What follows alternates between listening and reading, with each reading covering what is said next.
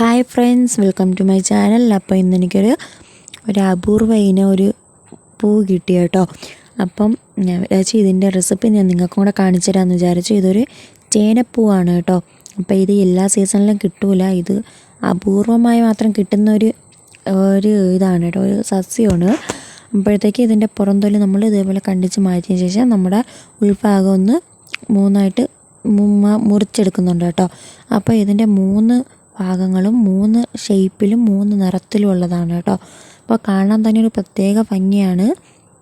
അപ്പോൾ ഇത് കണ്ടിട്ടുള്ളവരും കഴിച്ചിട്ടുള്ളവരും കമൻറ്റ് ചെയ്യുക. അപ്പോൾ നമുക്കിതിൻ്റെ ഉൾഭാഗം ഒന്ന് ചെറിയൊരു പിങ്ക് കളറിൽ സ്പോഞ്ച് പോലെയാണ് കേട്ടോ ഇരിക്കുന്നത്.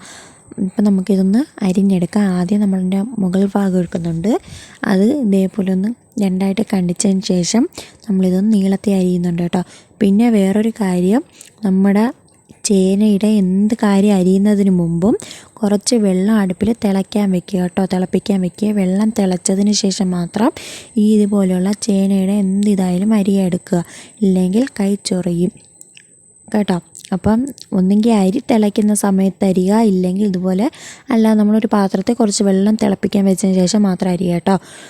അപ്പോൾ നമ്മൾ ഇതുപോലെ ഒന്ന് ചെറുതായിട്ട് നീളത്തിൽ അരിഞ്ഞ ശേഷം കുഞ്ഞിതായിട്ടൊന്ന് അരിഞ്ഞെടുക്കുന്നുണ്ട്. നമ്മൾ കൊത്തി അരിയുമല്ലോ, എത്രത്തോളം ചെറുതാക്കി അരിയാൻ പറ്റുമോ അത്രത്തോളം ചെറുതാക്കി ഒന്ന് അരിഞ്ഞെടുക്കുന്നുണ്ട് കേട്ടോ. നമ്മൾക്ക് ഇതൊന്ന് ചെറുതായിട്ട് അരിയാം. പിന്നെ ഇതിൻ്റെ ഉൾഭാഗം മൊത്തമില്ല പഞ്ഞി പോലെയാണ് കേട്ടോ ഇരിക്കുന്നത്, നല്ല ഇതാണ്. അപ്പോൾ നമ്മളതിൻ്റെ മുകൾ ഭാഗം അരിഞ്ഞെടുത്തിട്ടുണ്ട്. ഇനി ഇതിൻ്റെ നടുക്കുള്ള ഭാഗങ്ങളും കൂടെ ബാക്കിയുള്ളതും കൂടെ നമുക്ക് ഇതുപോലെ ഒന്ന് അരിഞ്ഞെടുക്കാം. ഇതേപോലെ ഒന്ന് കൊത്തി അരിഞ്ഞ് വേണം എടുക്കാൻ. എല്ലാം നമ്മൾ തീരെ ചെറുതാക്കി വേണം കേട്ടോ അരിഞ്ഞെടുക്കാൻ വേണ്ടി.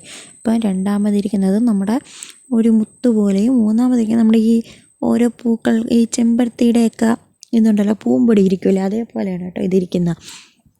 അപ്പം നമ്മളിതെല്ലാം ഒന്ന് അരിഞ്ഞെടുത്തിട്ടുണ്ട്.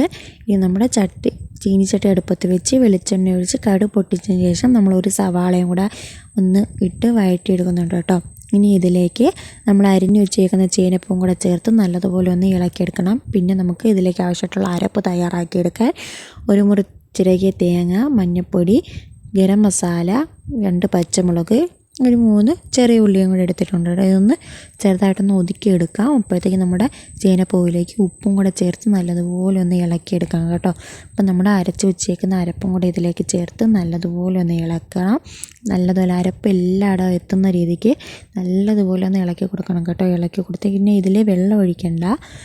ഈ പൂവിൽ നിന്ന് തന്നെ അല്പം വെള്ളം ഇറങ്ങും കേട്ടോ. അപ്പോൾ ഇരുന്ന് തന്നെ അങ്ങ് വെന്തോളും, ആവി തന്നെ ഇരുന്ന് വേവും. അപ്പോൾ ഇത് നമുക്കൊന്ന് അടച്ച് വെച്ച് ഒരു 5 മിനിറ്റ് വേവിക്കാം കേട്ടോ. 5 മിനിറ്റ് കഴിഞ്ഞ ശേഷം നമുക്ക് അടപ്പ് തുറക്കുമ്പോഴത്തേക്കും നല്ലൊരു മണം വരും. നല്ല ടേസ്റ്റിയുള്ളൊരു തോരനാണ് കേട്ടോ. അപ്പോൾ ഇത് ഇനി കിട്ടുന്നവരാണെങ്കിൽ ഒന്ന് ട്രൈ ചെയ്ത് നോക്കണം കേട്ടോ.